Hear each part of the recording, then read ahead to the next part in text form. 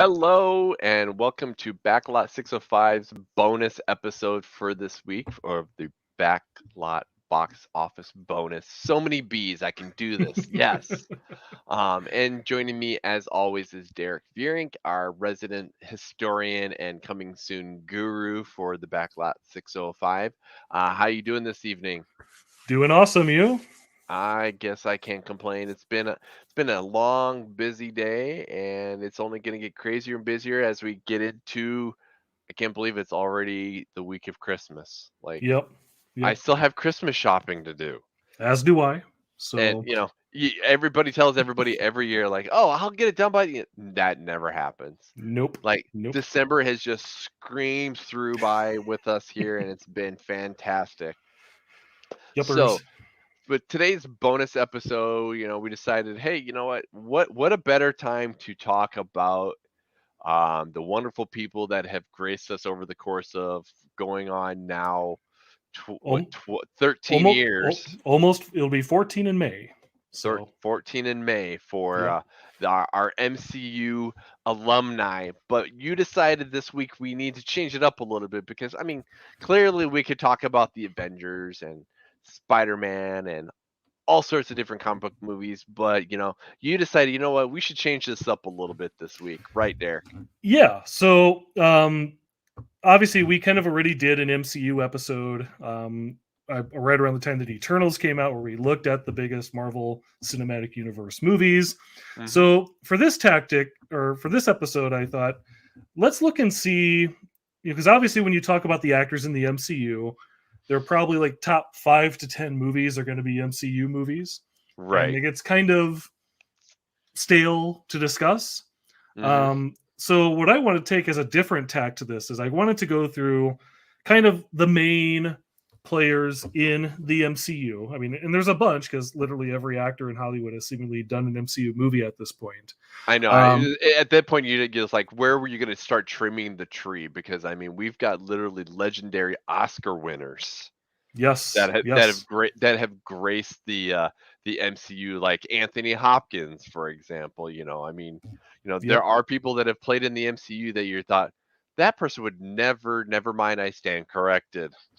yeah. Like even like with Eternals, I'm like, they got Angelina Jolie. I never would have expected that. Hmm. They just keep finding the way to fit those people in. So for this week, Right. what we're doing is we're going to go through a handful of uh, the Avengers and other key MCU personnel and look at their biggest box office hits that were not an MCU movie. So to kind of give you the conditions upon how I built this list. Hmm. So these are live action roles only. I have not counted anything with animation in this list, and I'll note some exceptions as we go through here because you'll see why I did what I did. And they have to be on camera in a live action role. Hmm. They have to be either like a major star of the movie or even like a major supporting role. I'm excluding some cameos and other side roles. Again, I'll go through some exceptions as we go through this.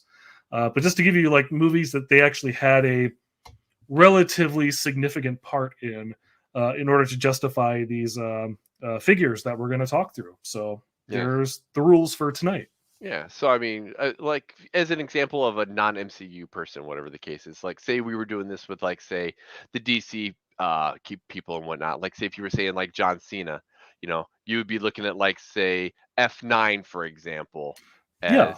as a high grossing film, Yep. but it's not of the DC universe. Correct. Yes. Gotcha. All right. So going into that, we will bring up our first contender to the MCU, the guy who, and I think I know how you also built this list too, is the guy Yes. that started it all, Hmm. Robert Downey Jr., with the number one movie of his career, number one grossing movie that is non MCU related, because clearly we know, 209.03 million with the original first Sherlock Holmes. Yeah. And, a lot of this was kind of like the advantageous timing of this movie coming out because this Mm-hmm. is 2009. Obviously, 2008 was Robert Downey Jr.'s big year because that's when the first Iron Man came out. Yep. And then later that summer came out Tropic Thunder, which is also a hit, which got him an Oscar nomination for Best Supporting Actor, a role that he probably would not be able to get away with today. So he was kind of riding high, and this is kind of like his first movie that he filmed after Iron Man broke out. And so this was a Christmas Day 2009 release, and it performed very well because this opened a week after the original Avatar, which was dominating the box office. That's pretty good for Avatar, or at the time of Avatar. Yeah, absolutely. And obviously, as we know, it got a sequel, A Game of Shadows, a couple of years later. And it's kind of interesting because if you've looked at Robert Downey Jr.'s filmography over the past 15 years or so, he hasn't done very many non-MCU movies, because he did this. I think he did the Sherlock Holmes movies. He did what was it, The Soloist with Jamie Foxx, kind of one of his Oscar prestige plays. The Judge. He did that. Yep, The Judge with Robert Duvall, and then The Judge was his last non-MCU movie until Dolittle last year. So obviously, he's sticking to the movies that are making him the bank, and I know he's starting to. He's going to be doing some movie projects again. For example, he's going to be in the new Christopher Nolan movie, Oppenheimer, that's coming out in 2023. So that'll be very interesting to see how he plays in that sandbox. But again, I'm just curious where he's going to go from here, because obviously he can do whatever he wants. Yeah. And especially now that he's not tied down to the MCU, that he can kind of, get back into taking some of the more advantageous roles that, kind of earmarked his beginning of his career, or even right before he did Iron Man, like Zodiac or Kiss Kiss Bang Bang. Yeah. I'm really excited for that. And that's what's actually kind of nice about the sake of the MCU movies, because if there's one thing that we absolutely do know is what the MCU movies did for Robert Downey Jr. is he could go and retire off into the sunset and be perfectly fine until his days and all that stuff. But at least what this allows him for is he's got such a financial stability because of the money that he's made from the MCU. Like you said, he can go do whatever he wants. And if he wants to go make a small, like a Charlie Bartlett, for example, a movie that, you can get him into, that, he isn't going to make the bank on him for it. It isn't going to make a lot of money, but he's going to be able to make those movies that he's like, what, I'm making this movie because I want to make this movie. I'm not making this movie for the paycheck anymore. Yeah.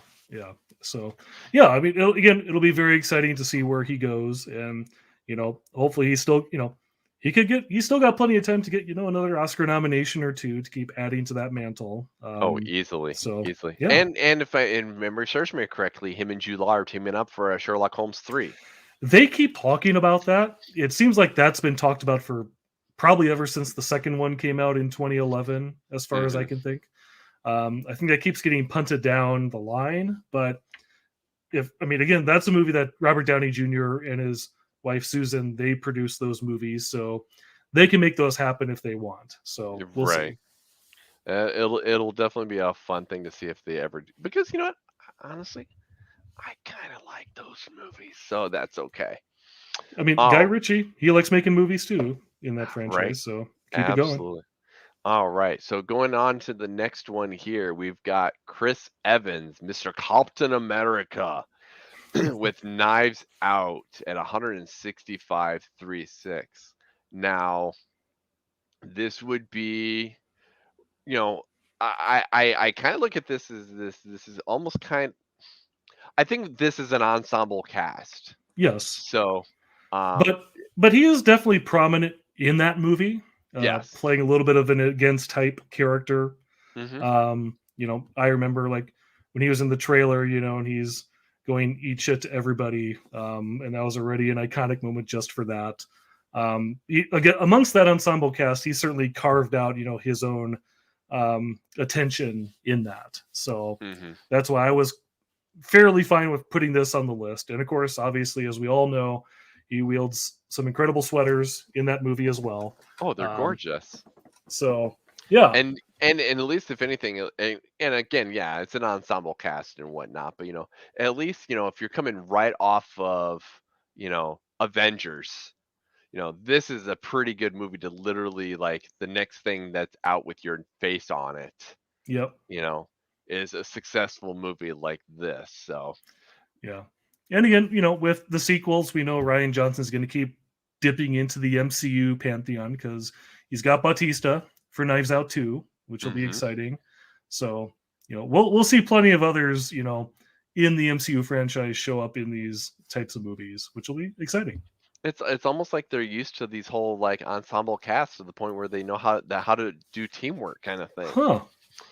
You'd think. You put 75 different characters in one movie and it seems to work. All right, going into the next one here, Thor, Mr. Chris Hemsworth, the Snow White and the Huntsman, $155.14 million. So the first thing I'll mention here is there was an exception that I struck out from this list because technically his highest grossing non-MCU movie is a movie where he's only in the very first scene and he dies, which is the original J.J. Abrams Star Trek.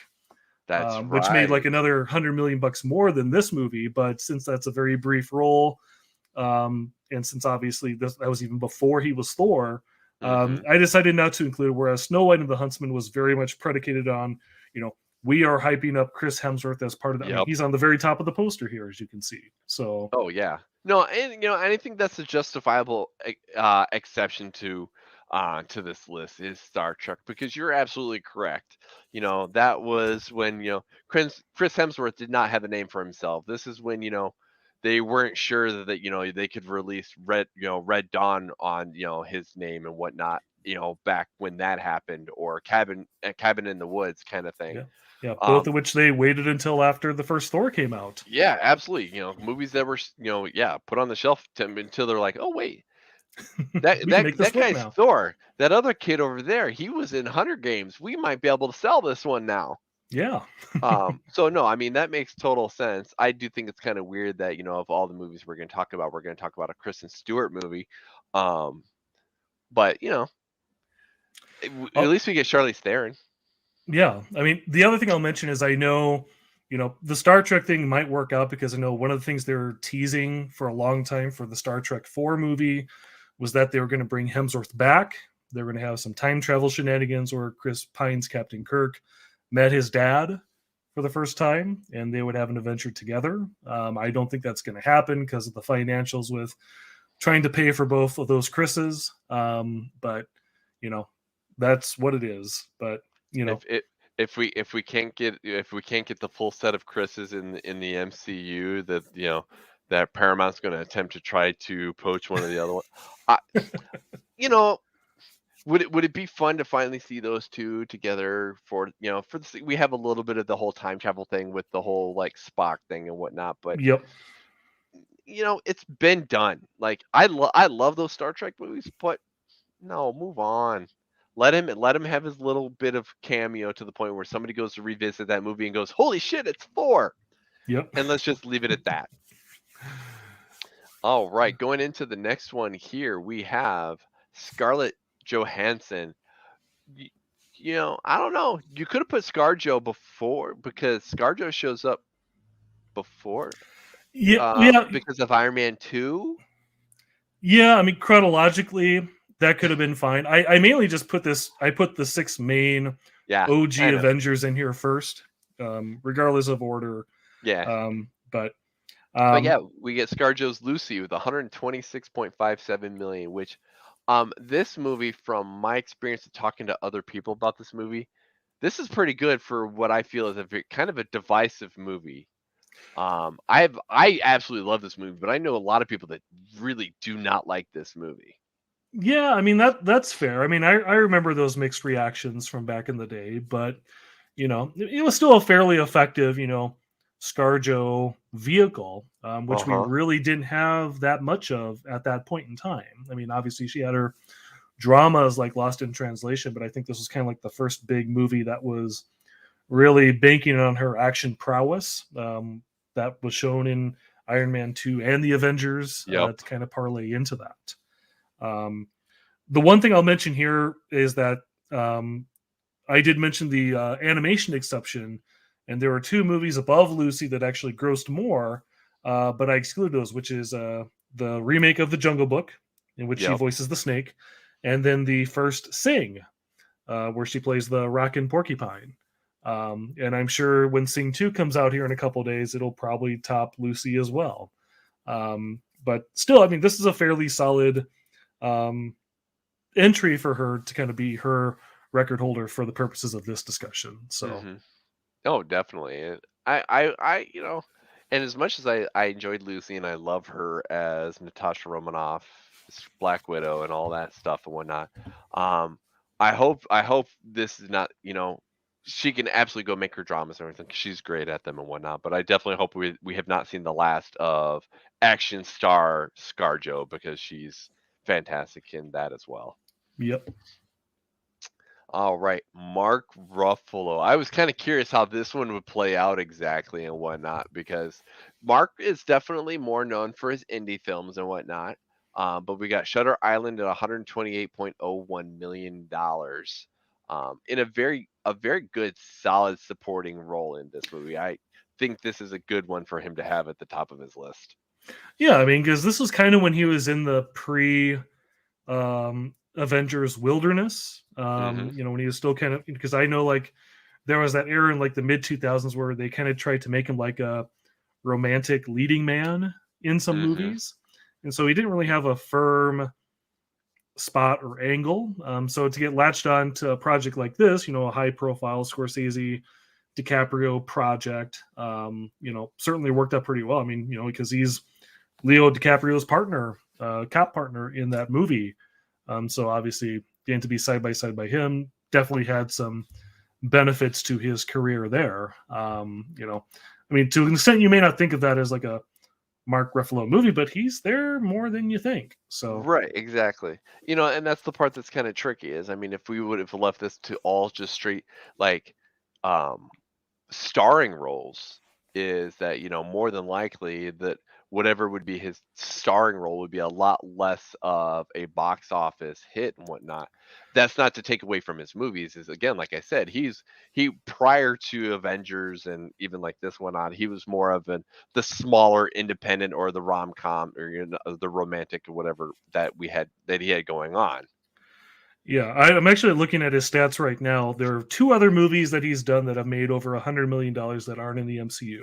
The first is the original Now You See Me, where he's the Yeah, detective on the trail. but And then again, he's also in Collateral, where he's kind of the cop that's chasing Tom Cruise and Jamie Foxx around town in that movie. I will tell you, to be honest. Granted, it's been years since I've seen Collateral, but I have completely forgot that he was in Collateral. I may Yeah, have I may have actually even forgot that Jamie Foxx was in that until you just said his name, because I think all I can ever remember is what the hell did they do to Tom Cruise's hair yep.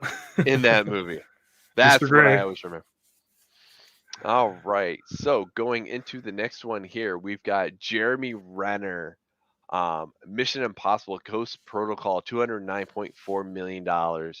Um, Absolutely loved having Jeremy Renner added to the Mission Impossible franchise. This was a great run for him. I'm so glad that he got to be a part of this here. Yeah, and I don't know if you remember the why they brought him into Ghost Protocol in the first place, because No, the original tactic was going to be, because again, this is when Tom Cruise's career was kind of on the down low. is this after Um, about the time he was jumping the couch? yep. This was several years after that, and so the original intent was that they're going to try and use Ghost Protocol as kind of a passing of the baton from Tom Mm, Cruise to Jeremy Renner being the lead of the franchise. And then halfway through filming, Tom Cruise decided, you know what? We're not going to do that. I'm going to be the star of these movies. I'm climbing the Burj Khalifa. I'm going to gain all the attention for this movie. And so that's when he brought Christopher McQuarrie in, and they basically rewrote the half of the movie that they had yet to film to kind of undo what they were doing in the first half of filming with trying to bring Jeremy Renner in. And of course, that led to Christopher McQuarrie being the sole gatekeeper of the Mission Impossible franchise ever since. So, hmm. but again, this is part of that time, after Jeremy Renner had just had all the success with the Hurt Locker, that they were trying to squeeze him into all these existing franchises, because the next year Right. after this was The Bourne Legacy, which was a little bit of an awkward fit. A movie that, hey, we're going to try and make Jeremy Renner the new Matt Damon, but in every scene of The Bourne Legacy, we're kind of going to have the characters go, hey, what's Jason Bourne up to? What's Jason Bourne up to? Yeah, And it never that really clicked. that was the part where it's like we're gonna try to make this universe, but then they didn't really make it a universe. They still made it about Matt Damon. So yeah, Yeah. I don't fault that movie for Jeremy Renner. I definitely fault it for what they were attempting to try to think they were doing. Yeah. And again, they kept him on for Rogue Nation as well. So it's not like, they completely got rid of him either, which was nice, although he's not been in any other sequels since, including the ones that are coming. So, but But at least still, at least as of currently, I mean, if he didn't die, there's always still a chance. well, I mean, yeah, I mean, they like to bring people back when it's convenient. Obviously, Hmm. Ving Rhames has staked most of his career these days upon always showing up in MI sequels. So it's possible for Jeremy too. Simon Pegg is gonna show up whenever they're like, we want you to come back. I will be there. All So right. So yes, next one here we have Mr. Tom Holland. Oh, Mr. Spider-Man himself in the heart of the sea, $25.02 million, as we clearly have just dipped out of the 100 million mark. so this is one that has a lot of technicalities into it, and I'm going to go through it because you'll understand where I'm coming through with this. Okay. So if we take out all the movies where he played Spider-Man, the highest grossing movie that he had that isn't an MCU movie is Doolittle, where he's the voice of one of the animals. But since it's a voice role, I don't count it. Yep. The next one after that is Onward, another animated movie. So I scratched that off the list. The next one after that is Spies in Disguise, the one where Will Animated. Smith becomes a pigeon. That's animated too. So I have to scratch that out.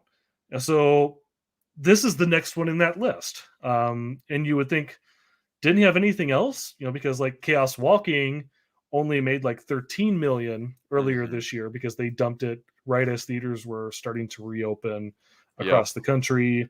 Um, Other movies, went straight to streaming like Cherry on Apple TV Plus. So when you look at it, he really doesn't have that much of a deep bench for movies outside of Spider-Man at this point, which might kind of surprise people, but that's what it is. Now, granted, when Uncharted comes out in a couple months, Hmm. that'll probably blow past this in its opening weekend, so we'll have a Oh, new easily. entry in there. But obviously, obviously, you got tied up in the wrong movies, namely Chaos Walking, which they shot and then they reshot, Reshot. and maybe even reshot again after that. I don't know, but you know, just that's just the way it goes. When Tom Holland has to make like one MCU movie per year, and then I'll try to slot in other movies whenever he can, which is why he probably ended up doing a lot of voice roles to cover that. But I sound kind of like the same thing that I said with Robert Downey Jr. though, because I also think of it as like, say, I mean, even getting out of the MCU stuff is like the Harry Potter movies. Yep, Once Rupert Grint and Emma Daniel Watson and Radcliffe, Emma Daniel Watson, Radcliffe. yeah, when all of them got done with that last movie, they could have just retired off into the sunset, in their late 20s and been good. He's probably made enough money off of Spider-Man. He'd be like, you know what? I'll make my Spider-Man movies, and then we'll see what comes after that and whatnot. So I mean, and hey, if he does, cool. If he makes more movies, awesome. Because I'm curious as to now that he's has some of these bigger budget movies underneath his belt, and Cherry's okay, and he's trying a little bit of the dramatic stuff, But once he gets kind of out of that and whatnot, I will be kind of curious as to see what we get out of Tom Holland, because I do still think he does have a very fruitful career still yet to come. Oh yeah. I mean, he's only what 25 at this point, Yeah, so right. he's got a lot of runway. That's for sure. Yeah. All right, and the next one here, Benedict Cumberbatch, as we previously spoke about in Star Trek. Star Trek Into Darkness at $228.78 million as the infamous, though we don't know right away, Khan, in this pseudo sequel to Star Trek before. Um, Yeah, I, and he, I, and for the sake of the attempted misdirect for Benedict Cumberbatch is going to be Khan. No, he's not going to be Khan. Yes, he's Khan and whatnot. I really liked this movie. I liked the fact that they played with the Star Trek 2 story and just decided, you know what, we're putting on its ear, but that's just me. Yeah, I honestly haven't revisited Star Trek Into Darkness since it came out. I mean, I was a huge fan of the 2009 movie, Hmm. and obviously the awkwardness with like, yeah, we promise he's not Khan. We promise. That did leave a little bit of a bad taste in my mouth. But obviously this was opportune timing because right around this time was when he was getting all that heat from playing Sherlock on PBS and BBC. Yep. It's kind of like one of his first big movie roles to cash in on that. Certainly his first like big blockbustery type thing for that. Now there were some exceptions in this case as well because there were some voice roles that did gross higher. For example, the Hobbit trilogy where he I was plays about to say. Smaug. I was gonna say. That was all higher. Also grossing more than this was the 2018 version of The Grinch, Sure. which is actual. Well, no, the first Hobbit was the number one movie, but then The Grinch was number two. So, again, squeezing in those voice roles as need be. But yeah, this is obviously a significant movie because he's the big bad. So Because he's the. I know. Frankly, it, and maybe we'll see. Well, we'll get to see how this all comes out in the next Doctor Strange movie. But all of a sudden, I was just like, I want to see. I want to see evil Benedict Cumberbatch again because he's kind of he's a fun villain. yeah, I'm sure he'll have that opportunity. I hope so. All right, going into the next one here, Brie Larson. One of those ones where you're like, oh yeah, she's in this movie. Kong Skull Island at $158.06 million, which I'd say is pretty respectable. Yeah, I mean, this was it was a big hit on its own. Obviously, this is the third movie in the Legendary Pictures MonsterVerse at this point. And certainly, I remember when this came out. Obviously, kind of the uniqueness, like, hey, well, we're gonna do King Kong, but it's kind of gonna be a Vietnam movie. We're trying to build out this universe and kind of start tying it into the Godzilla movies. I thought this was a lot of fun back in the day, Hmm. and again, this is still a couple years before she plays Captain Marvel on Yep. screen. Um, I remember she filmed this movie while she was doing all of her Oscar campaigning for Room, where she Yep. ultimately won her Oscar for, um, which certainly paid off. But like she's flying back and forth between like Thailand, where they're filming this, and LA, where she's doing press junkets and dinners and lunches to win that Oscar. So that was all very fascinating there. But yeah, I mean, to your point of what you mentioned when you first brought this movie up, with all these MonsterVerse movies, even the Godzillas, we often tend to ignore who's in those movies because they have deep benches of cast, Yep. but they all get overshadowed by Godzilla or Kong, or most recently Godzilla and Kong. Hmm. So I definitely see where you're getting from for that.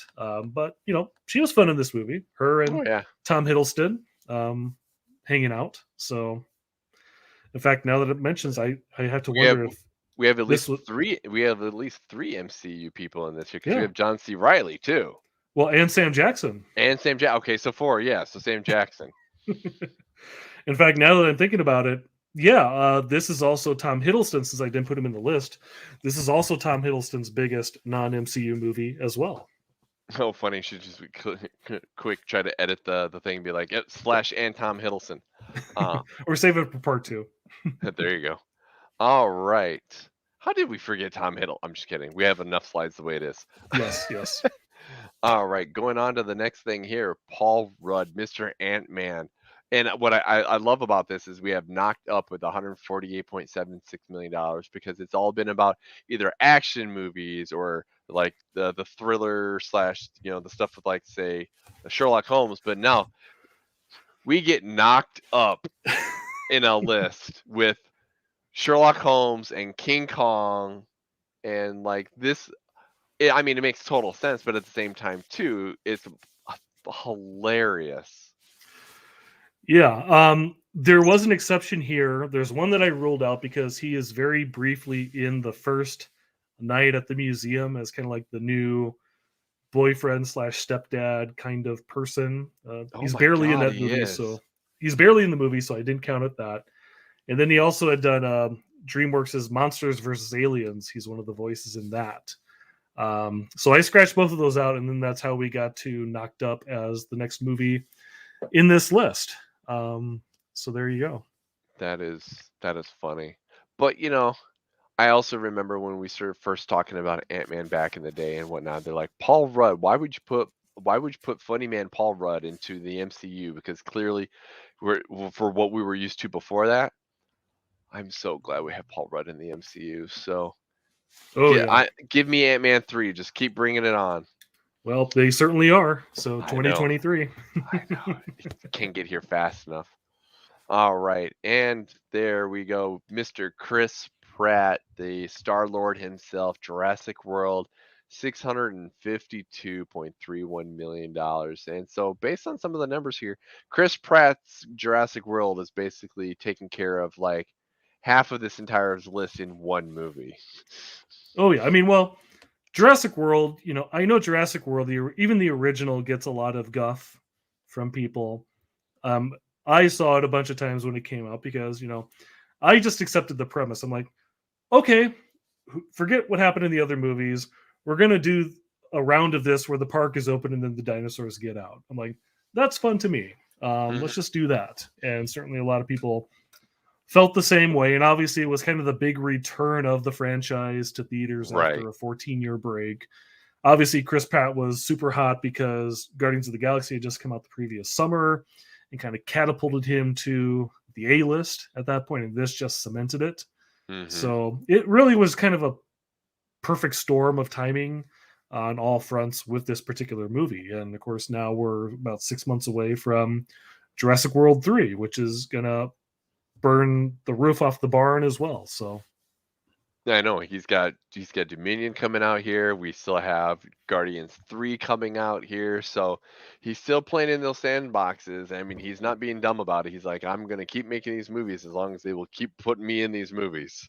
Yep. And I don't blame him. All right.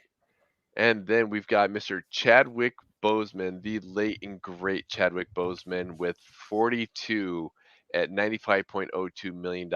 One of those movies where, like, for me personally, like, he's synonymous for Black Panther. He always will be. But there's a time when you think about, well, there was a Chadwick Boseman before Black Panther between this and like the Get Up or Get Down? on up.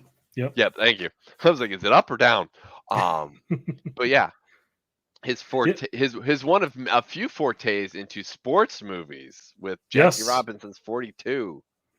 Yeah, because that was kind of like this is kind of like the intersection of what he was doing, because he did a lot of sports movies like this and Draft Day, but he also did a lot of biopics because he did 42, the Jackie Robinson movie. He did Get On Up, the James Brown movie.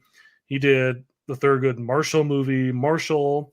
That kind of consisted of a lot of his unfortunately brief filmography, but certainly this was a big early breakout role for him on that front. I actually remember going to a packed Thursday night showing. It was the Thursday after the big Sioux Falls ice storm, and there were lots of like high schoolers who I think were still getting like a snow day the following day, and they were just like crowding up the theater for a showing of this movie, which honestly surprised me. But obviously it worked a lot with audiences. It's obviously you tap into the sports element of it all, and it brings a bunch of people in. So I'm not surprised that this ended up being the one that dominates this list. So I know, and it is the unfortunate thing that we lost him so early on, because that once he would have been done with anything outside of Black Panther, that he would have still absolutely crushed and would have had such a great career ahead of him.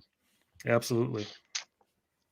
All right, here, and then we've got our last slide, Mr. Sam Jackson himself, Star Wars Episode 1, The Phantom Menace, which, if memory serves me correctly, outside of the fact that we've got, Sam Jackson at $474.54 million for this one here, pretty much, if I understand correctly, Sam Jackson is like the highest grossing like actor of all his movies, of his entire filmography of like all time. So like this is the perfect one to like end our slides on. Yeah, that's kind of why I put it there, because again, you break it down like this. You've got all his MCU movies, that adds up. Even though he's got smaller roles in a lot of those, they still officially count. Then you Yep. have the Star Wars prequel trilogy, which adds another big chunk of moolah into that. Yep. You have both Incredibles movies where he's Yep. Frozone, so that adds a lot of money there too. And then if I keep going down his list, he's in the original Jurassic Park, which obviously, Yep. as we talked about last week, dominated the box office back in the day. And then if I keep going down past all those, the next one I get to is a movie we already talked about, which is Kong Skull Island. True. And then other movies that made over $100 million include like Django Unchained, because obviously a bunch of his Tarantino movies, those did awesomely well as well. Mm-hmm. You have the first Triple X. You have the first Kingsman. You have his brief appearance as the robber in Coming to America, so that counts. You have like his cameo at the beginning of The Other Guys, which is awesome with him and The Rock. You've got Glass, which became a breakout hit. Time to Kill, Unbreakable, Die Hard with a Vengeance. I mean, when you have a career as lengthy as he has and being part of all these major franchises and hits, it makes perfect sense why he got to where he got to. So Exactly. It's at this point right now, it's almost like, where at any movie, when is Sam Jackson going to show up? Because you need more Sam Jackson. And I think it's kind of funny that you bring up Coming to America, just because he literally was in the very first movie he was in was a blockbuster movie, to the point where he's like, I'm just going to put myself in blockbusters throughout the rest of my entire career and make all the other weird shit along the way as they go along with it. So yeah, um I love it. So, yes, Sam Jackson.